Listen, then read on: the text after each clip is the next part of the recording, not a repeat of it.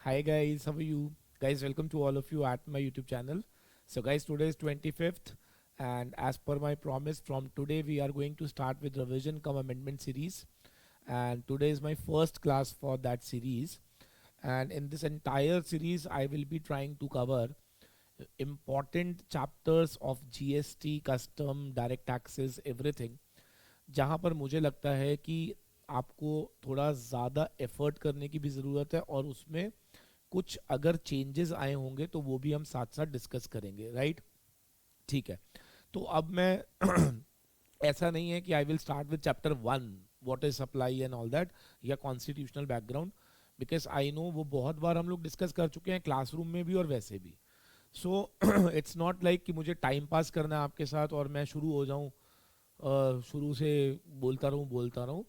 The objective of these classes is like कि हम लोग अपना क्वालिटी टाइम स्पेंड करें इन क्लासेस पर, और डेफिनेटली हम लोगों को बेनिफिट हो, ठीक है ना? तो मैं उन चीज़ों पे कम बात करूंगा जो मुझे मालूम है आपको आती हैं, उन चीज़ों पे हम ज़्यादा डिस्कशन करेंगे जो मुझे मालूम है आप लोगों का वीकर पोर्शन है, ठीक है ना? And one thing is very sure कि जो भी मैं पढ़ाऊंगा वेरी कॉम्प्रिहेंसिव, मतलब आपको शायद ऐसा भी लगेगा कि इतना कॉम्प्रिहेंसिव आपने क्लासरूम्स में भी नहीं पढ़ा। और वेरी इंपॉर्टेंट कि समय मैं बहुत कम लूंगा आपसे, ठीक है ना? तो आज हम अपनी फर्स्ट क्लास में स्टार्ट करने जा रहे हैं जीएसटी के अंदर with E way bills. With E way bills क्या रीज़न है?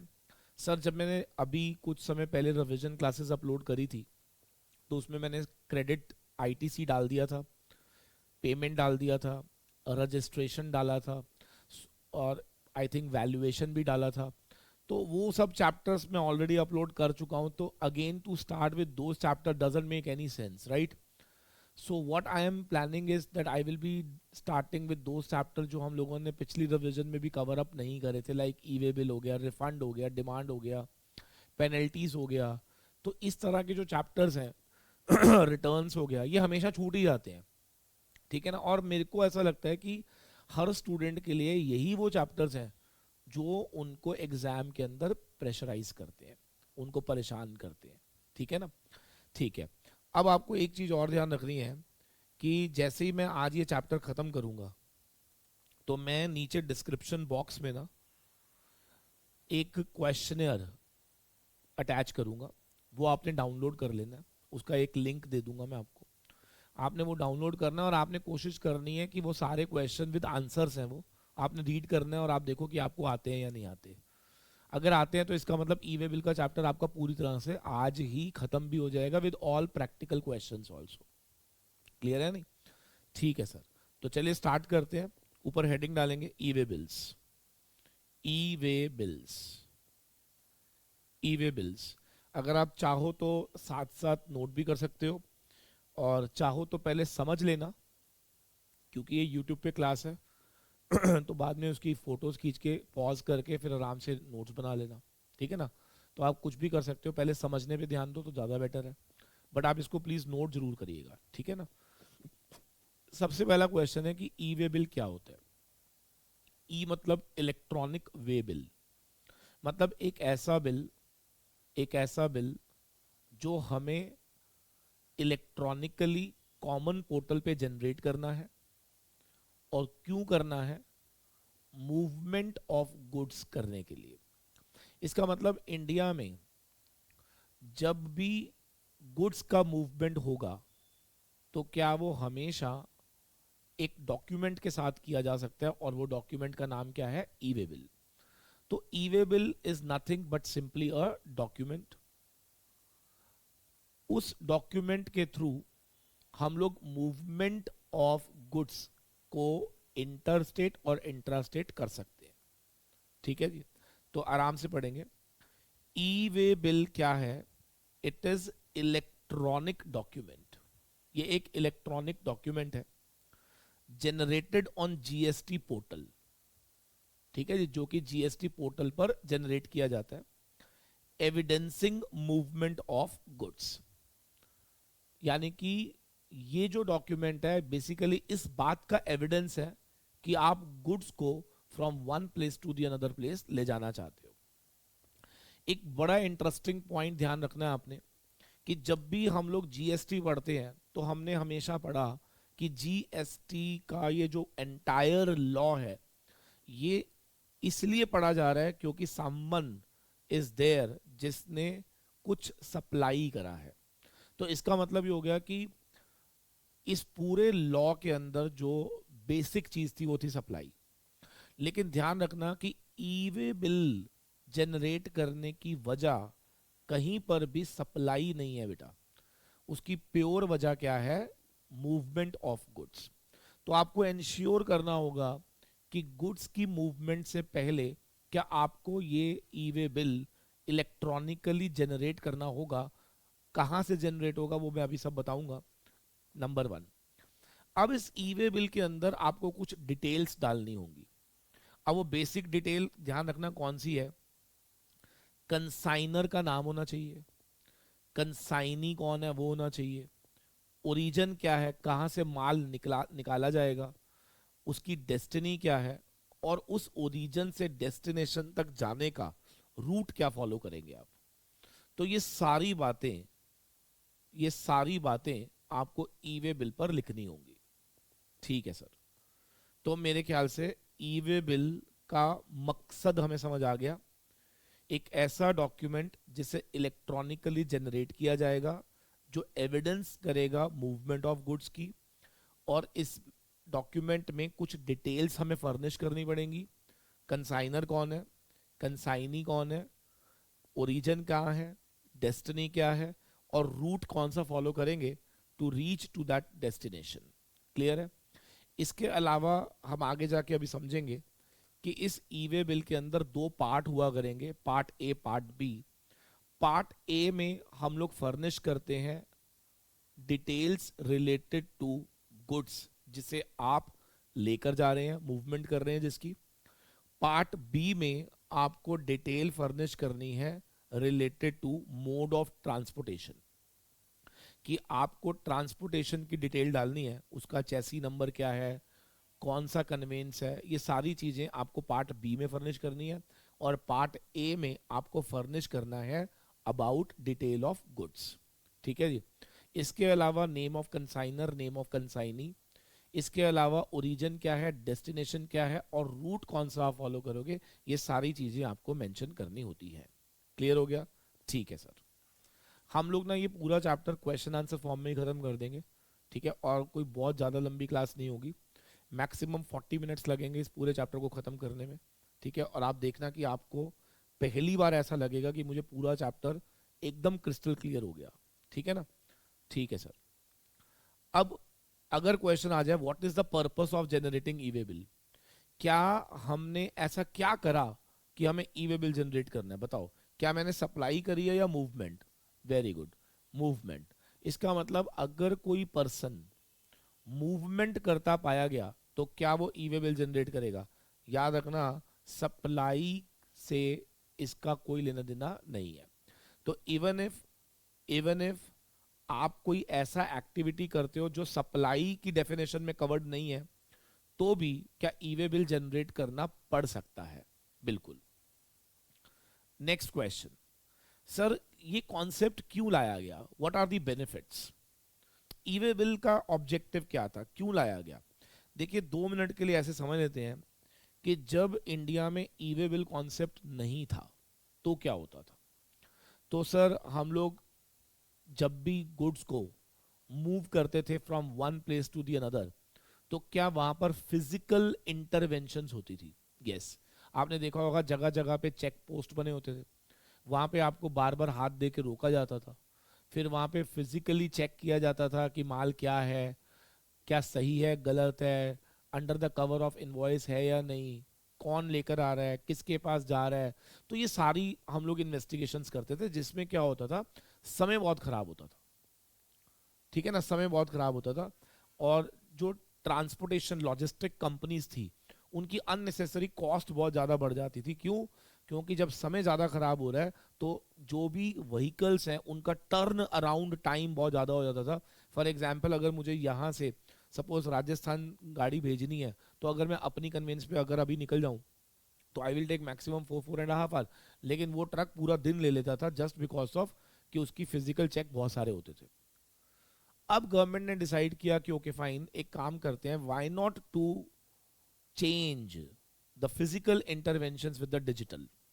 मतलब हम क्यों ना ऐसा करें कि हम instead of having check post, instead of having manual intervention, हम क्यों ना इसको डिजिटली कर दें और आपको अपनी सारी डिटेल्स क्या हमें ऑनलाइन प्रोवाइड करनी है।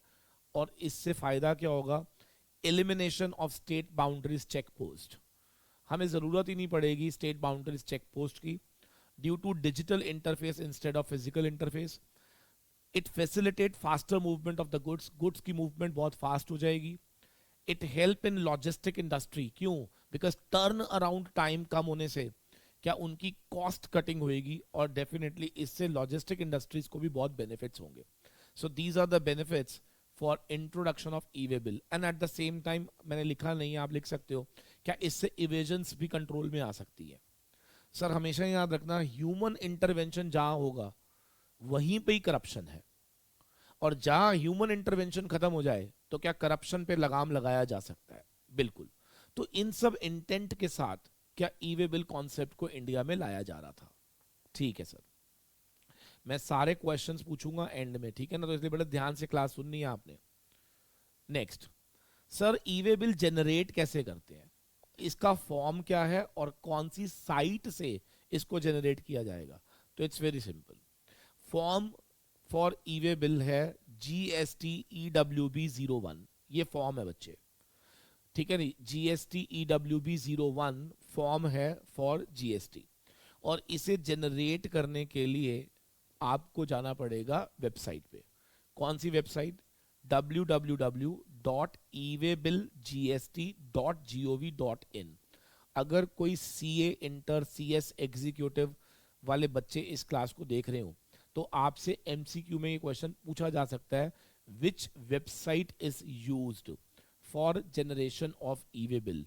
तो ध्यान रखना, www.eWaybill तो आपने लिखना ही है, gst.gov.in। इसके अलावा अगर आप चाहो तो इस वेबसाइट पर भी जा सकते हो, www.gst.gov.in, और वहां से आपको ई वे बिल का लिंक प्रेस करते ही वो आपको इसी वेबसाइट पर ले जाएंगे। क्लियर है? तो मेन, अगर आपसे कोई पूछता है डायरेक्ट, अगर मेरे को ई वे बिल जनरेट करने की मेन वेबसाइट कौन सी है, तो दोबारा बोलेंगे www.eWaybill, तो आपने बोलना ही है gst.gov.in। क्लियर है जी? ठीक है sir. Next question, mode of generation of e way bill. E way bill generate करने का तरीका क्या है? सर एक तो मैंने बता दिया कि आप डायरेक्ट वेब पे जाकर ऑनलाइन कर सकते हैं, दूसरा आप एंड्रॉयड एप्लीकेशन भी डाउनलोड कर सकते हैं, तीसरा SMS के जरिए से भी कर सकते हैं, और चौथा bulk upload tool and API based site to site integration. देखिए API क्या होता है? मैसेंजर होता है जो दो साइट्स को इंटीग्रेट करता है। दो साइट को क्या करता है? इंटीग्रेट। तो वो कहता है कि आप API बेस्ड सिस्टम भी फॉलो कर सकते हो, ठीक है, to generate this e way bill को जनरेट करने के लिए, ठीक है। बट मोस्ट पॉपुलर जो तरीके हैं वो बेसिकली क्या है? एंड्रॉयड ऐप, SMS और वेब के थ्रू, ठीक है जी। लेकिन अगर पेपर में आएगा तो आपको ये 4 मोड्स ध्यान रखने हैं, ठीक है जी। ठीक है sir. When does e-way bill is required to be generated? अब एक बच्चे ने पूछा कि सर एक बात बताओ, जब भी मूवमेंट करूंगा क्या उसी समय ई-वे बिल चाहिए होगा, या उसमें कोई वैल्यूएशन का भी कोई मैटर है? तो बड़े ध्यान से सुनेंगे, लॉ क्या कहता है। Whenever there is movement of goods, पहले तो ध्यान रखो ई-वे बिल जनरेट करने का फर्स्ट मुद्दा क्या है? मूवमेंट होनी चाहिए ऑफ दैट गुड्स जिनकी consignment value should be more than 50,000। ये ध्यान रखना है आपने। इसका मतलब ये हो गया कि value of consignment must exceed 50,000 for this compliance. लेकिन एक बच्चा कहता है सर अगर मैं कहूं कि मेरी जो वैल्यू है ऑफ कंसाइनमेंट वो 30,000 है, तो क्या मैं वॉलंटरली अपने आप ई-वे बिल जनरेट कर सकता हूं? Answer is yes. 50 के ऊपर मैंडेटरी हो जाएगा, लेकिन अगर 50 के नीचे है तो आप वॉलंटरली कर सकते हो, हमें कोई प्रॉब्लम नहीं है। ठीक है जी, ठीक है। अब ये जो मूवमेंट थी उसकी वजह क्या हो सकती है? सप्लाई, या रीजन अदर देन सप्लाई, या तो सप्लाई या any reason other than supply. अब ये क्या मतलब हुआ sir? Any reason other than supply मतलब लॉ कह रहा है कि मूवमेंट है, ऑल्दो ऑल्दो वो जो मूवमेंट है उसका कॉज सप्लाई नहीं है। उसका कॉज क्या नहीं है? सप्लाई नहीं है। अच्छा, कई बार बच्चा पूछता है सर एक बात हो, for reason other than supply क्या होता है? आप बताओ। आप लोगों ने पूरा जीएसटी पढ़ा है, आप लोगों ने एक कॉन्सेप्ट पढ़ा होगा मेरे से जिसमें हम लोग बात करते थे अबाउट डिलीवरी चलान्स। अब आप मुझे तो प्रिंसिपल से जॉब वर्कर के पास अगर हम जॉब वर्क के लिए माल भेज रहे हैं तो हम वहाँ बोलते थे कि ये सप्लाई नहीं माना जाएगा।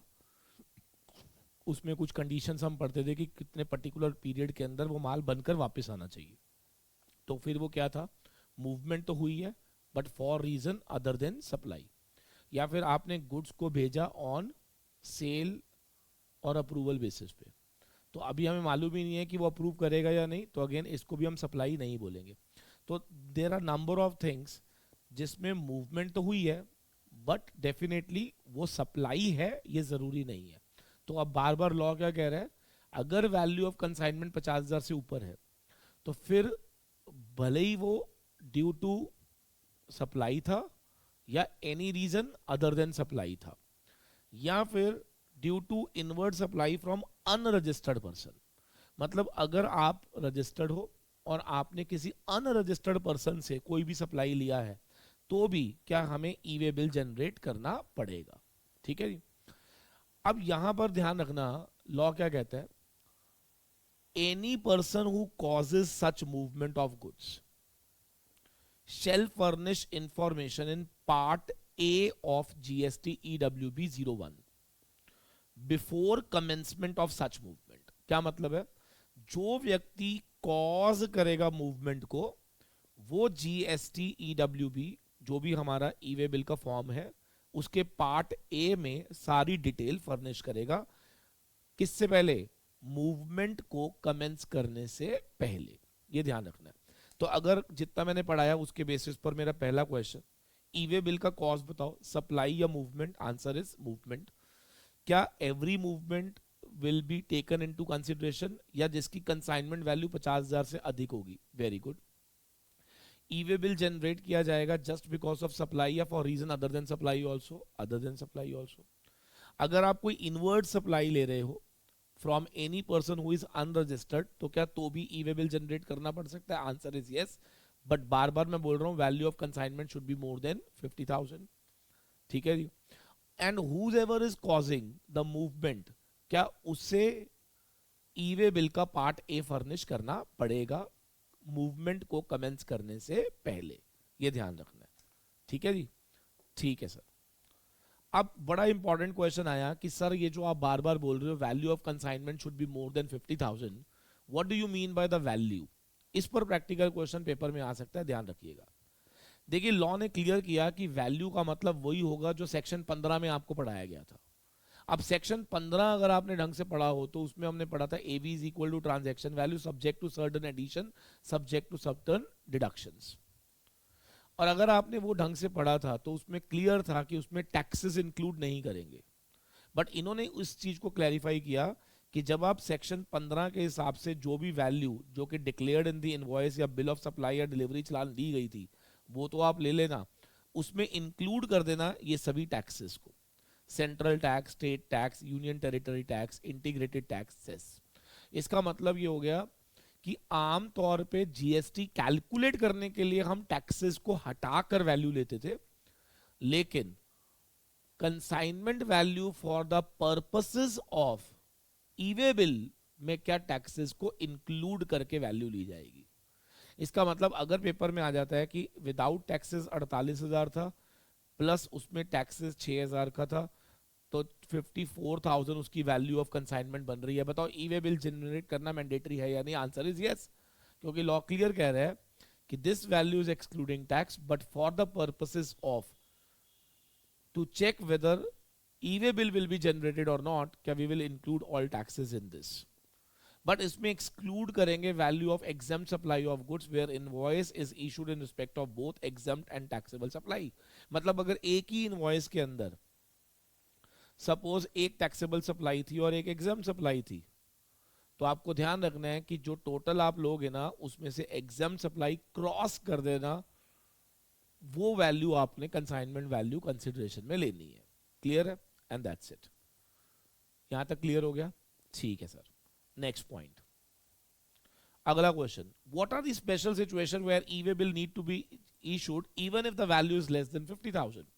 देखिए हम बार बार पढ़ रहे हैं कि value of consignment should be more than 50,000 then only e way bill is required, but there are two exceptional cases जहां पर ई-वे बिल जनरेट करना पड़ेगा even if the value is less than 50,000। और वो कब है? ध्यान से सुनना, जब माल प्रिंसिपल टू जॉब वर्क जाएगा। Sir principal to job work जाएगा तो ये रीजन अदर देन सप्लाई हो गया, ठीक है, हमें ई-वे बिल जनरेट करना, बट क्यों? लेकिन उन्होंने साफ कह दिया लेकिन एक शर्त पे, जब ये इंटर स्टेट ट्रांसफर होगा तो इन केस अगर principal to job work supply within the same state है तो फिर value must be more than 50,000। But अगर वो इंटर स्टेट है तो even if the value is less than 50,000 then also e way bill is mandatory. तो paper में अगर क्वेश्चन आ जाए कि वैल्यू ऑफ कंसाइनमेंट सपोज 20,000 है, ठीक है जी, और principal to job work within the same state है तो e way bill not required. But अगर वैल्यू ऑफ कंसाइनमेंट 20,000 है और प्रिंसिपल टू जॉब वर्क की जो सप्लाई है वो इंटर स्टेट है तो क्या e-way bill will be required? Yes, ठीक है सर। दूसरा, अगर आपको याद हो तो जब हम लोग रजिस्ट्रेशन का चैप्टर पढ़ते थे तो हमने कुछ नोटिफाइड हैंडीक्राफ्ट गुड्स अगर उनका इंटरस्टेट मूवमेंट होगा तो रजिस्ट्रेशन ना ले, ऐसा बोला था। लेकिन वहां पर मैंने एक चीज और लिखवाई थी कि उन लोगों के लिए ई-वे बिल जनरेट करना मैंडेटरी है इररिस्पेक्टिव ऑफ द वैल्यू। तो वही चीज यहां पे कनेक्ट करती हुई आ रही है कि अगर interstate transfer of handicraft goods होगा, ये कौन से हैंडीक्राफ्ट गुड्स हैं? जो नोटिफाइड थे by a person exempted from obtaining registration, और वो कौन सा व्यक्ति था? CTP, casual taxable person.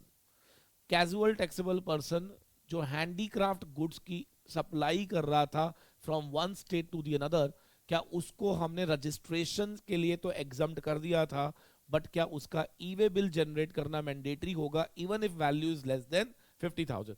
तो आपको ध्यान रखना है, अगर पेपर में आ जाता है what are the cases where, हाँ जी, what are the cases where e-way bill is mandatory even if the value of consignment is less than 50,000. So we have to go through with these two cases.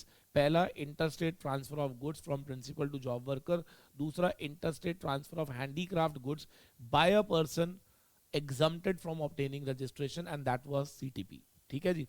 ठीक है sir, बहुत बढ़िया sir. जितना आप इसको question answer form में समझोगे उतना ये चैप्टर आपके लिए यूजर फ्रेंडली रहेगा, उतना आपके लिए चैप्टर इजी रहेगा। ठीक है ना?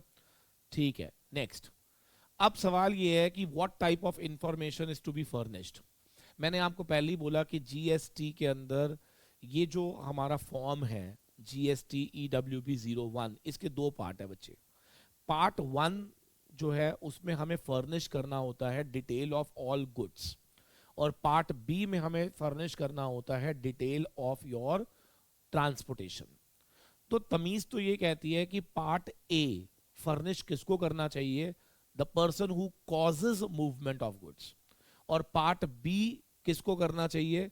The person who is transporting those goods. तो आराम से पढ़ेंगे। Part A to be furnished by the registered person who causes movement, या फिर बाय ट्रांसपोर्टर ऑल्सो, या by ECO electronic commerce operator, या बाय कुरियर एजेंसीज। इसका मतलब ये हो गया कि पार्ट ए को फर्निश पहले तो हमेशा प्रायोरिटी किसकी है? The person who causes such movement, otherwise may be by the transporter also, may be by the ECO, और may be by the courier agencies. Part B जो है वो ट्रांसपोर्ट डिटेल है। It will be furnished by the person जो कि transport करेगा उन goods को। ठीक है जी, it will be furnished by the person जो उन गुड्स को क्या करेगा, ट्रांसपोर्ट करेगा। ठीक है, तो बेसिकली ई वे बिल जो भी हमारा फॉर्म है उसमें दो पार्ट्स हैं, इन दोनों को हमें फर्निश करना है, उसके बाद ये ई वे बिल जनरेट किया जाता है। एक बच्चे ने क्वेश्चन पूछा कि सर एक बात बताओ, ये तो हो गया इंफॉर्मेशन फर्निश कौन करेगा, ना question is who will generate. तो देखिए वेयर गुड्स आर, वैसे मैं ये पूरा पढ़ा रहा हूं लेकिन करेक्ट समझ लीजिएगा कि कोई भी जनरेट कर सकता है, सप्लायर भी कर सकता है, रिसिपिएंट भी कर सकता है, ट्रांसपोर्टर भी कर सकता है। ठीक है, हाँ, in case of transportation by vessel, aircraft और रेलवेज, यहां पर जो ट्रांसपोर्टर है वो कभी जनरेट नहीं करेंगे, आपको ही जनरेट करना पड़ेगा, ये ध्यान रखना। ठीक है ना, ठीक है sir. Where goods are transported by registered person as a consignor या recipient of supply as consignee, मतलब गुड्स का ट्रांसपोर्टेशन या तो registered person as a consignor करेगा या recipient of supply as a consignee करेगा, whether in his own conveyance या hired one या public conveyance by road. Said person shall generate e-way bill on common portal after furnishing part B. Simple. Where goods are transported by railway, aircraft and vessel, e-way bill shall be generated by the registered person being supplier or recipient. तो अभी तक तो same ही चल रहा है। तो in short अगर हम दोनों को पढ़ लेते हैं तो या तो सप्लायर भरेगा या रिसिपिएंट भरेगा, यानी कि कंसाइनर और कंसाइनी। ठीक है सर। अब where goods are handed over to the transporter for transportation by road, the registered person shall furnish information in relation to transporter on common portal and e-way bill shall be generated by the transporter. तो मैं अगर देखो, मैं सारी चीजें हम real life से अगर जोड़ते हैं तो it's very easy. Supplier, recipient या ट्रांसपोर्टर कोई भी जनरेट कर सकता है, ये ध्यान रखो। ठीक है, where consignor and consignee has not generated e way bill and aggregate of the consignment value of the conveyance is more than 50,000। ये कब होता है बेटा, जैसे मान लीजिए कि मैं ट्रांसपोर्टर हूं, ठीक है ना, मेरा ट्रक है, 10 लोगों का माल मैं लेके जा रहा हूं और 10 का अपना अपना माल जो था वो 50 से कम था। ए का माल 10,000 का था, बी का माल 30,000 का था, सी का माल 40,000 का था। तो किसी ने भी ई-वे बिल नहीं भरा क्योंकि उनको रिक्वायरमेंट ही नहीं है ई-वे बिल की, because the value of consignment must exceed 50,000। लेकिन अब लॉ कहते हैं क्योंकि उनकी कंसोलिडेटेड वैल्यू 50,000 से अधिक है तो नाउ ट्रांसपोर्टर को एक कंसोलिडेटेड ई-वे बिल भरना पड़ेगा। ट्रांसपोर्टर को क्या करना पड़ेगा, एक कंसोलिडेटेड ई-वे बिल इन सच सिचुएशन भरना पड़ेगा। ऑल दो कंसाइनर और कंसाइनी जो भी थे उन्होंने नहीं भरा, रीजन बीइंग क्योंकि उनकी वैल्यू 50,000 से एक्सीड नहीं कर रही थी, बट सभी कंसाइनर की कंबाइंड वैल्यू 50,000 एक्सीड कर रही थी। तो इसलिए ई-वे बिल अब किसको जनरेट करना पड़ेगा, ट्रांसपोर्टर को, कमेंसमेंट करने से पहले। ठीक है जी, on the basis of information जो उन्होंने फर्निश करी होगी अपनी अपनी अलग अलग कंसाइनमेंट की। ठीक है sir. Where goods are supplied by unregistered to the recipient who is registered, तो मैंने पहले ही बोला कि यहां पर क्या माना जाएगा, मूवमेंट कॉज किसने करी। सर ध्यान रखना, अनरजिस्टर्ड अगर रजिस्टर्ड को दे रहा है तो ये डीम कर लिया जाएगा that movement of this is being caused by the registered person who is recipient. So movement is said to be caused by such recipient if such recipient is known at the time of commencement. तो ये ध्यान रखना है हमें। तो हम ये मान के चलेंगे कि मूवमेंट कॉज कौन करेगा, वो रिसिपिएंट कॉज कर रहा है जो रजिस्टर्ड था। क्लियर है यहां तक? ठीक है सर, बहुत बहुत बहुत बढ़िया।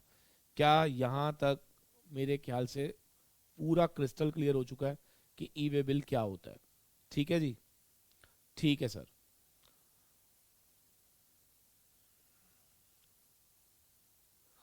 चलिए नेक्स्ट क्वेश्चन देखेंगे जरा सारे।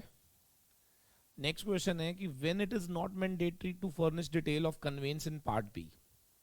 देखिए आपको याद होगा हम लोगों ने ये पढ़ा था, बिकॉज आप सबको मालूम है कि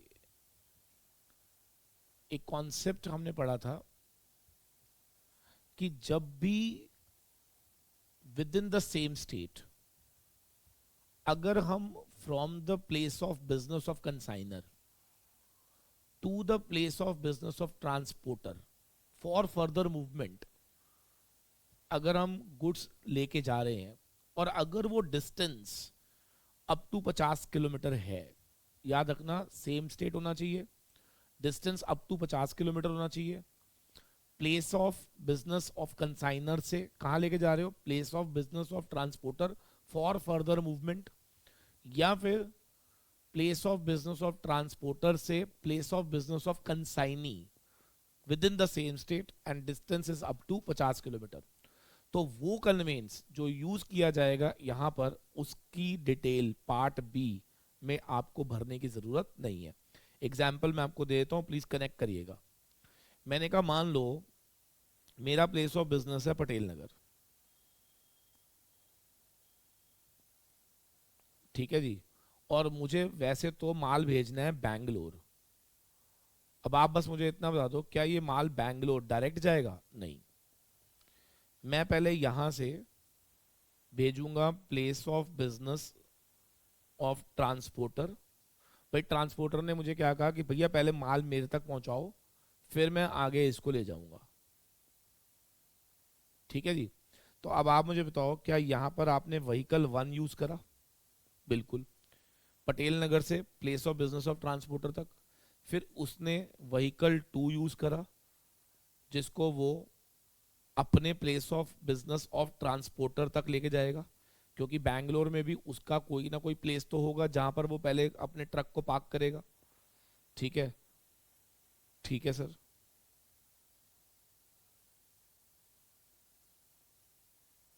फिर जब यहां से माल उतरेगा तो एक और कन्वेंस जाएगा, वो होगा व्हीकल 3 जो कि place of business of consignee तक जाएगा।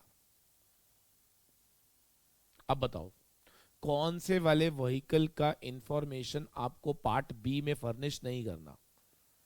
एक 1 वाला और एक 3 वाला। शर्तें क्या हैं? सेम स्टेट, दूसरा ये जो डिस्टेंस है ये अप टू 50 किलोमीटर होना चाहिए, ये ध्यान रखना है। खत्म, ठीक है सर। Next, unique ईबीएन। कहते हैं जब भी हम ई वे बिल जनरेट करते हैं तो एक ई वे बिल नंबर जनरेट हो जाता है जो कि 12 डिजिट का होता है बच्चे, 12 डिजिट का होता है। तो जैसे ही आप अपनी इंफॉर्मेशन फर्निश करके ई वे बिल जनरेट करोगे तो एक ईबीएन इशू हो जाएगा जो कि कितने डिजिट्स का होता है? 12 डिजिट्स का, ठीक है sir. Transfer of goods from one conveyance to the another. Practically सोचो, सपोज करो कि हमने व्हीकल 1 में माल अपलोड करा था और ये माल जा रहा था और इन ट्रांजिट मान लो ये व्हीकल 1 जो था वो खराब हो गया। अब हमें यहां से माल शिफ्ट करना है व्हीकल 2 में जो इसको आगे लेके जाएगा। प्रश्न ये पूछा गया कि जब इस तरह की बात होएगी तो क्या हमें माल यहां से शिफ्ट करके क्या दूसरे व्हीकल में लेके जाना है? तो क्या हमें व्हीकल 2 की इंफॉर्मेशन पार्ट बी में दोबारा फर्निश करनी पड़ेगी? Answer is yes. तो ये ध्यान रखना, जो भी कंसाइनर कंसाइनी जिसने फर्निश करा था इंफॉर्मेशन इन पार्ट ए या ट्रांसपोर्टर, वो असाइन करेगा ईबीएन दूसरे टू दी अनदर रजिस्टर्ड या enrolled transporter for updating the information in part B for further movement. ये ध्यान रखना है, ठीक है सर। अगला क्वेश्चन आ जाता है cancellation of e way bill.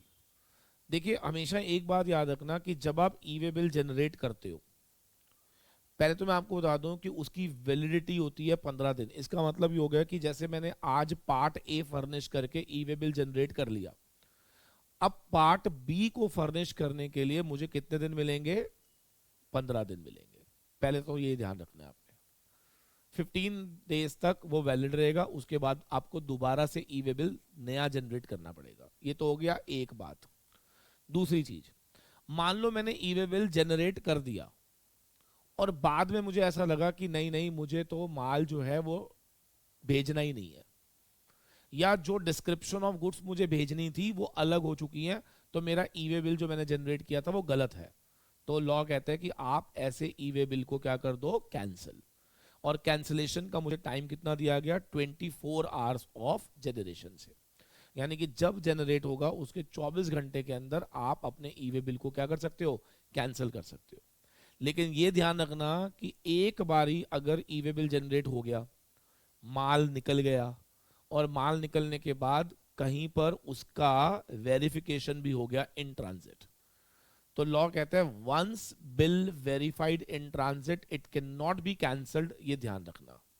तो आपको cancellation within 24 hours and before verification करना है, ये ध्यान रखना है। ठीक है सर, तो कैंसलेशन भी हमारा क्लियर हो गया, very good. Validity for the period of e way bill, क्या मतलब है? तो देखो, पहले तो मैं एक चीज बताऊं, इस पर क्वेश्चन पेपर में आ चुका है। वो कहते हैं कि validity of the E way bill start कब से होगी, ठीक है, और कब तक वो ई वे बिल वैलिड रहेगा। तो एक चीज हमेशा ध्यान रखिएगा, जब तक आप पार्ट बी की इंफॉर्मेशन फर्निश नहीं कर देते, उसकी वैलिडिटी जो है ना वो स्टार्ट ही नहीं होगी, ठीक है ना। तो इसका मतलब खाली पार्ट ए भर देने से वैलिडिटी स्टार्ट नहीं होती है, क्या पार्ट बी को डिटेल भरने के बाद से ही क्या वैलिडिटी पीरियड स्टार्ट होता है। अब सवाल ये है कि ये ई वे बिल कब तक वैलिड रहेगा। तो उन्होंने कहा कि अगर तो आप अप टू 100 किलोमीटर तक डिस्टेंस ट्रेवल करना चाह रहे हैं, तो आपको एक दिन तक ये ई वे बिल वैलिड रहेगा। लेकिन शर्त है, ये वो केसेस होने चाहिए other than over dimensional cargoes. Over dimensional cargoes क्या होते हैं, आपने देखा होगा, कुछ बड़े बड़े कार्गोज होते हैं जिनमें जो सामान रखा जाता है वो कई बार उनकी बॉडी से भी ज्यादा होता है। तो ऐसे ओवर डायमेंशनल कार्गोज जो होते हैं उनकी स्पीड बहुत स्लो होती है, टर्न्स में बहुत स्लो स्लो चलते हैं वो, तो फिर उनके लिए एक दिन में 100 किलोमीटर ट्रैवल करना पॉसिबल नहीं था। तो अगर ये ओवर डायमेंशनल कार्गो नहीं है, नॉर्मल ट्रक है, तो आपको एक दिन की वैलिडिटी मिलेगी अगर आप distance up to 100 kilometer travel करना चाह रहे हो। लेकिन एक बच्चा कहता है सर मेरे को 125 किलोमीटर जाना है, तो अब लॉ कहता है फॉर एवरी 100 किलोमीटर एक्स्ट्रा या part thereof thereafter आपको 1 एडिशनल डे मिल जाएगा अदर देन ओडीसी में। मतलब ओवर डायमेंशनल नहीं होना चाहिए, ये ध्यान रखना, ठीक है सर। और अगर यही चीज 100 किलोमीटर के बजाय कितना हो जाए, 20 किलोमीटर, कितना हो जाए 20, तो अगेन ओवर डायमेंशनल के लिए 20 होता है, अदर देन ओवर डायमेंशनल के लिए 100 किलोमीटर के लिए 1 डे मिलता है। ओवर डायमेंशनल के लिए अगर आपको अप टू 20 किलोमीटर जाना है तो आपको एक दिन की वैलिडिटी मिलेगी। लेकिन अगर आपको 23 किलोमीटर जाना है तो लॉ कहता है फॉर एवरी 20 नेक्स्ट आपको 1 डे एक्स्ट्रा मिलता जाएगा। तो अब आप मुझे बताओ, मेरे को 24 किलोमीटर जाना है ओवर डायमेंशनल पे, तो आपको 2 दिन की वैलिडिटी मिलेगी, ठीक है ना। आपको 42 किलोमीटर जाना है तो 20 का एक, नेक्स्ट 20 का एक, अनदर 2 का एक और, तो 3 दिन मिल जाएंगे, ठीक है ना। तो ये ध्यान रखना है हमें। तो दिस इज वैलिडिटी, और मैं बार बार बोल रहा हूँ वैलिडिटी स्टार्ट कब से होती है, पार्ट बी फर्निश करने के बाद, यानी कि जब तक पार्ट बी फर्निश नहीं करा वैलिडिटी स्टार्ट नहीं होगी। क्लियर है, ठीक है sir.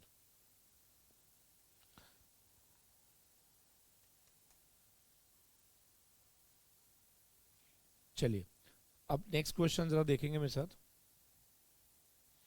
Acceptance of e way bill, details of e way bill generated. देखिए नॉर्मली मैंने आपको कहा कि कई बार इसको सप्लायर बनाएगा, फर्निश करेगा डिटेल्स अगर सप्लायर रजिस्टर्ड है तो, रिसिपिएंट बनाएगा अगर रिसिपिएंट रजिस्टर्ड है तो। अब लॉ क्या कहता है, ध्यान से सुनेंगे। लॉ कहता है कि अगर मान लो सप्लायर रजिस्टर्ड था और उसने अगर ई वे बिल जनरेट किया है, उसने सारी इंफॉर्मेशन फर्निश करी है, तो हम क्या करेंगे, कम्युनिकेशन देंगे रिसिपिएंट को। और अगर रिसिपिएंट ने ही जनरेट किया था तो फिर हम उसको कम्युनिकेट करेंगे सप्लायर को, ठीक है ना, ये ध्यान रखना है। तो सप्लायर को कम्युनिकेट किया जाएगा अगर registered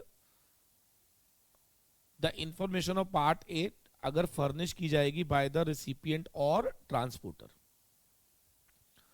shall be made available to details will be made available to recipient if registered where information of part A is furnished by supplier or transporter. In short, सीधी सी बात है भैया, जो बनाएगा उसको तो आप अवेलेबल नहीं कराओगे ना, दूसरे व्यक्ति को कराओगे. सप्लायर करेगा तो रिसिपिएंट को अवेलेबल करा देना, रिसिपिएंट करेगा तो सप्लायर को अवेलेबल करा देना. बट एक वेरी इंटरेस्टिंग क्वेश्चन आ रहा है कि जो भी व्यक्ति के पास ये कम्युनिकेशन आएगी उसे वो कम्युनिकेशन एक्सेप्ट या रिजेक्ट करनी होगी, कि आपको ये बताना होगा कि वाकई में क्या आप ऐसा कोई माल भेज रहे थे या मंगवा रहे थे, और आपको एक समय दिया गया है 72 आवर्स ऑफ जब डिटेल्स आपको अवेलेबल हुई थी उसके 72 घंटे या time of delivery of goods which ever is earlier. लेकिन अगर ये समय बीत जाता है और आपने ना एक्सेप्ट किया ना रिजेक्ट किया तो ये डीम्ड मान लिया जाएगा कि यू आर एक्सेप्टिंग कि यस ऐसी मूवमेंट मेरी नॉलेज में है. ठीक है sir, very very very important, mark कर लीजिएगा. वो सिचुएशंस जहां पे e way bill is not required to be generated. ऐसी कौन सी केसेस हैं जहां पर ई वे बिल रिक्वायर्ड ही नहीं है जनरेट करने के लिए.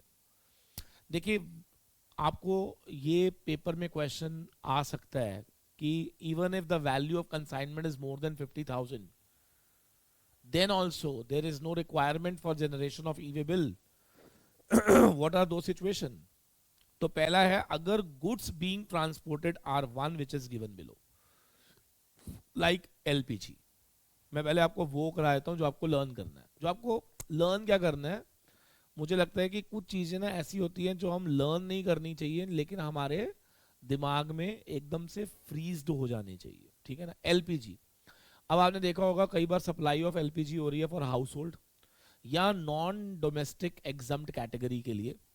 तो अगर ऐसी कोई सप्लाई हो रही होगी तो उसके लिए आपको जरूरी नहीं है for generation of e way bill. ठीक है ना. ऐसे ही करेंसी, आपने कई बार देखा होगा कि बैंक्स जो होते हैं वो अपनी करेंसीज को करेंसी चेस्ट तक ट्रांसफर करने के लिए मूवमेंट होती है उनकी. तो लॉ ने साफ कह दिया कि करेंसी की मूवमेंट में ई वे बिल की जरूरत नहीं है. Kerosene oil under sold under PDS public distribution system, तो वहां पर भी आपको जरूरत नहीं है. ऐसे used personal house hold effects, कई बार आपने देखा होगा कि मेरी घर की शिफ्टिंग हो रही है और मैं अपना सारा पुराना सामान वहां पे ट्रक पे लोड करके अपने नए घर ले जा रहा हूं. No requirement of e way bill. ठीक है. Postal baggages which are transported by department of post, natural cultured pearls, precious semi precious stones, इन सब के लिए there is no requirement for, come on, किसके लिए? There is no requirement for e way bills. Jewellery या gold smith wares, silver smith wares, इन सबको movement करने के लिए there is no requirement for e way bills.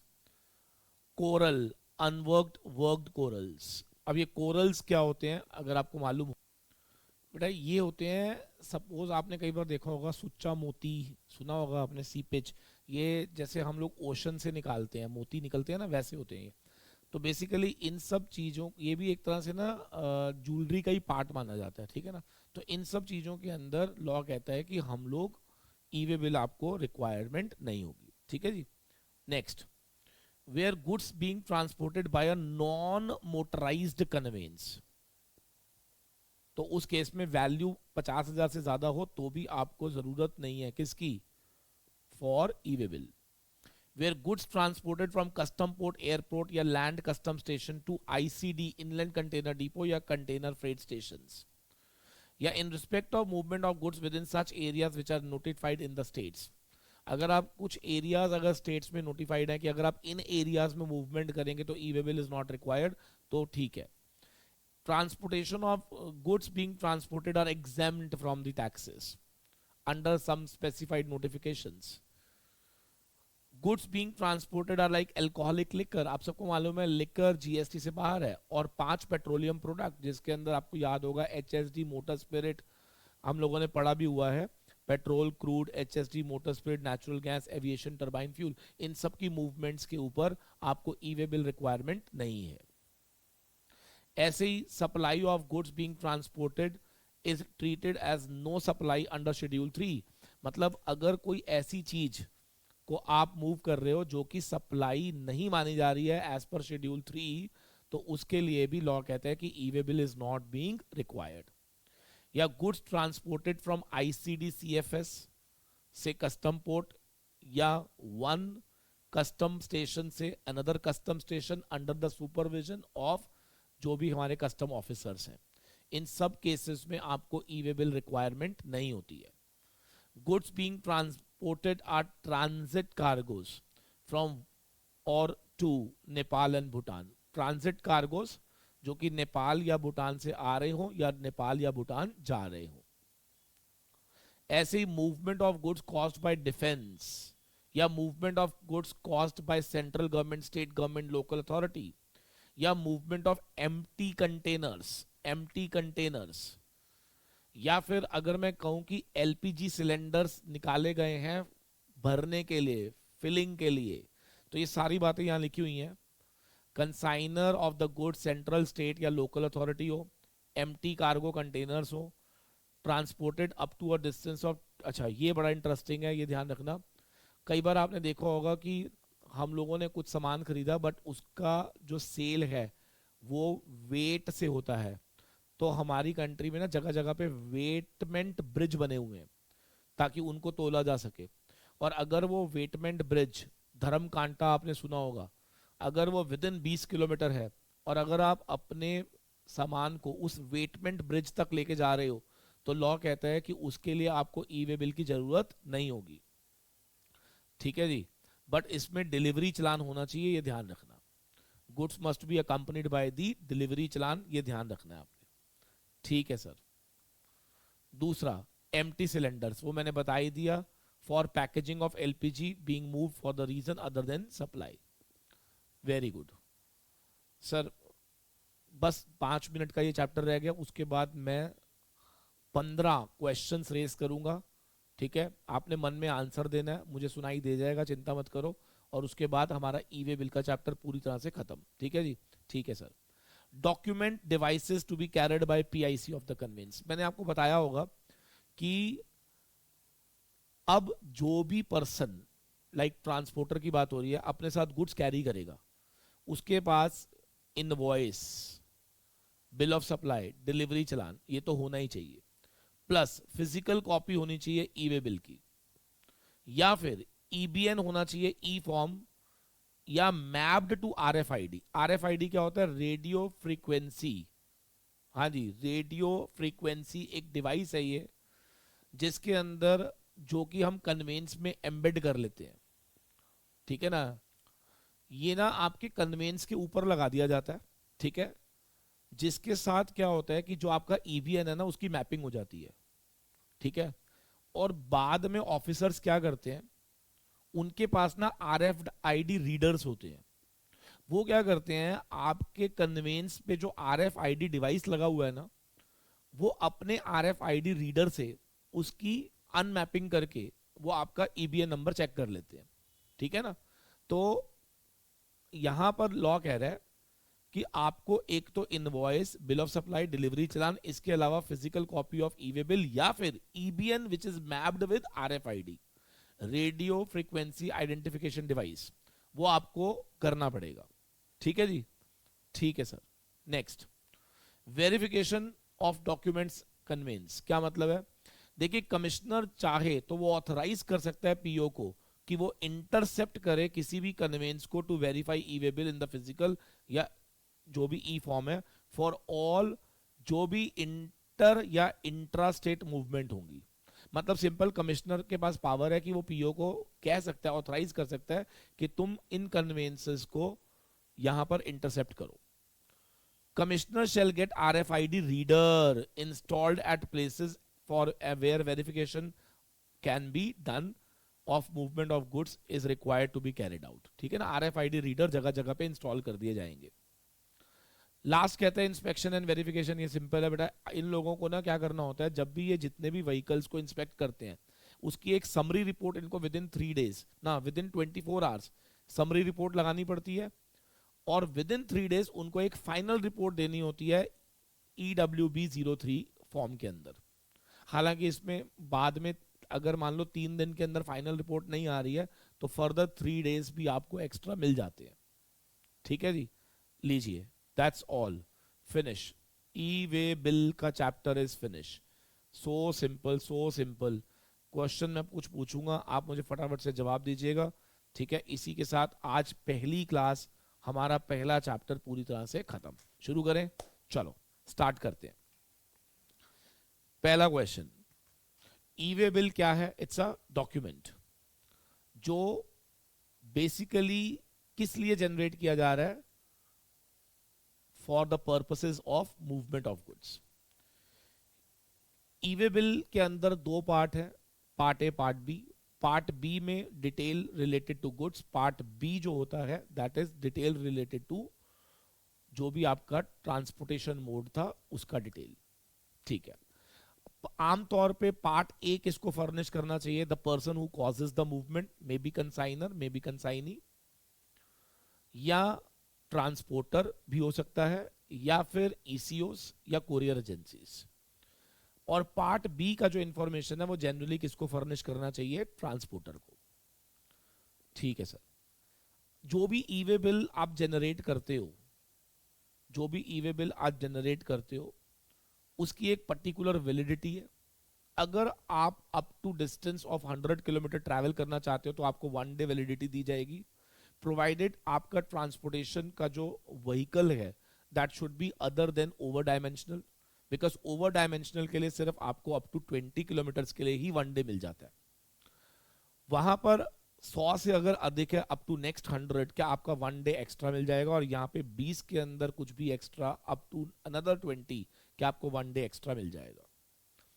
मान लीजिए कि आपने खाली पार्ट ए फर्निश करा है, पार्ट बी फर्निश नहीं करा, तो आप याद रखना कि आपकी वैलिडिटी स्टार्ट नहीं होगी। और अगर आप चाहो तो क्या ई वे बिल कैंसिल भी कर सकते हो with in 24 hours after generation, अगर आपको लग रहा हो क्या कि गुड्स जो हमें भेजनी थी वो या तो वो नहीं थी या हमें भेजनी ही नहीं है। लेकिन मैंने कहा था कंडीशन है, अगर कहीं पे एक बार भी इन ट्रांजिट वेरिफिकेशन हो गई तो वो कैंसिलेशन पॉसिबल नहीं है।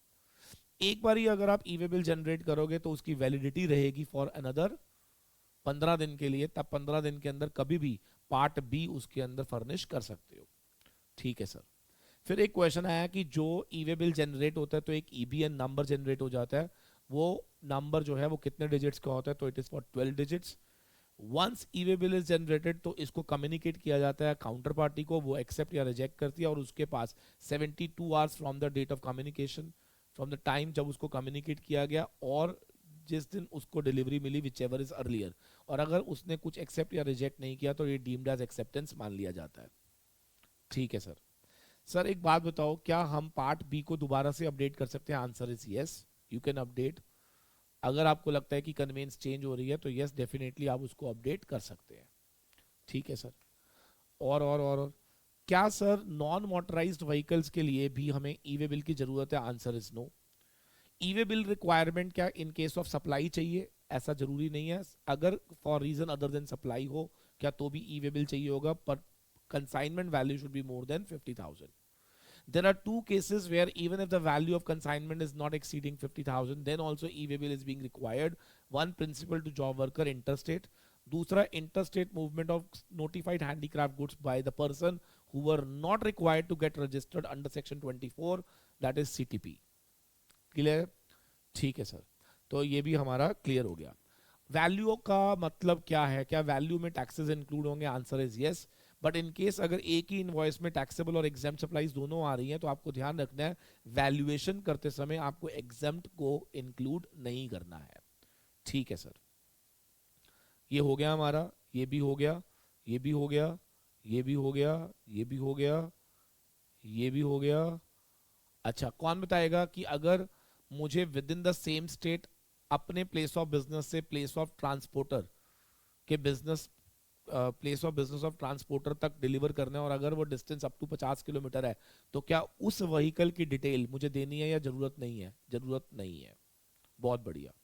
और अगर मेरा प्लेस ऑफ बिजनेस से मुझे जहां पर वेटमेंट के लिए भेजना है और अगर वो अप टू 20 किलोमीटर है तो क्या मुझे उस केस में डिलीवरी चलाना अगर मैं दे दूं तो क्या मुझे वहां पर ई वे बिल रिक्वायर्ड है या नहीं? नहीं रिक्वायर्ड है। बहुत बढ़िया।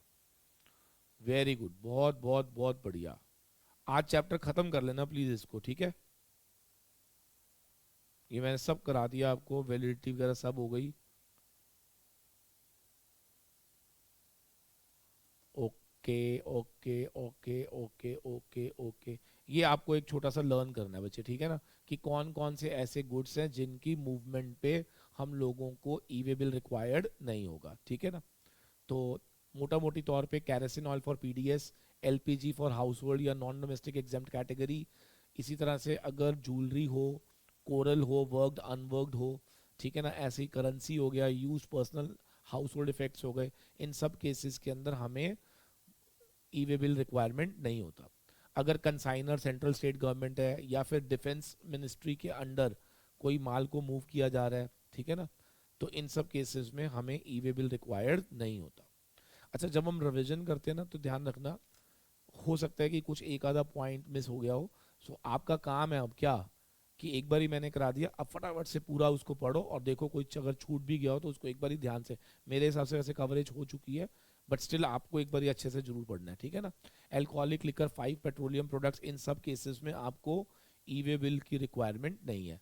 अच्छा, जब यहाँ पे लिखता था ना ट्रांसपोर्टेड और एग्जाम फ्रॉम टैक्स, तो इसके अंदर एक पॉइंट मैंने क्लास में बताया था, इफ यू रिमेंबर, तो आपने सुना होगा कैंटीन्स होती हैं, सीएसडी, जिसके अंदर ड्यूटी फ्री गुड्स होते हैं। तो अगर आप कोई भी माल उन कैंटीन्स के अंदर भेज रहे हो तो वहाँ पर वो जो गुड्स होती हैं which are sold through canteens, वो एग्जम्प्ट होती हैं, तो इसीलिए उनकी डिलीवरी के लिए भी आपको ई वे बिल रिक्वायर्ड नहीं होता, ठीक है?